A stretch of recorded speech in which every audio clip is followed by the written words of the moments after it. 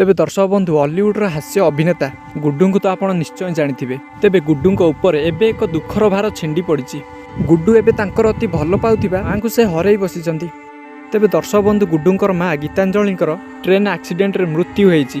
दर्शक बंधु गुड्डूंकर मां भुवनेश्वर केउंझर जाउथिबा समय स्टेशन रे ही तांकर मृत्युवरण घटिची। तेबे सूचना अनुसार गुड्डूंकर मां जड़े मेकअप आर्टिस्ट अटंती। ता छड़ा गुड्डूंकर मां भुवनेश्वर केउंझर जाउथिबा समय रेलवे स्टेशन रु बाहर किसी खाद्य किनिबाकू ओल्लैथिले एवं मीडिया रिपोर्ट अनुसार गुड्डूंकर मां ट्रेन गति देखि ट्रेन चढ़ीबाकू चेष्टा करथिले। एबे चढ़ीबा बेले ही तांकर गोड़ खसी जाइथिले एवं तळे पड़ी जाइथिले। तेबे एई घटनाटी जगतपुर स्टेशन रे ही घटिची। तेबे एई घटना रे गुड्डू अनेक परिवार वर्ग बहुत दुखित। तेबे यह सहित गुड्डूंक निज प्रिय लोक निज मां को हराई एबे बहुत दुखित।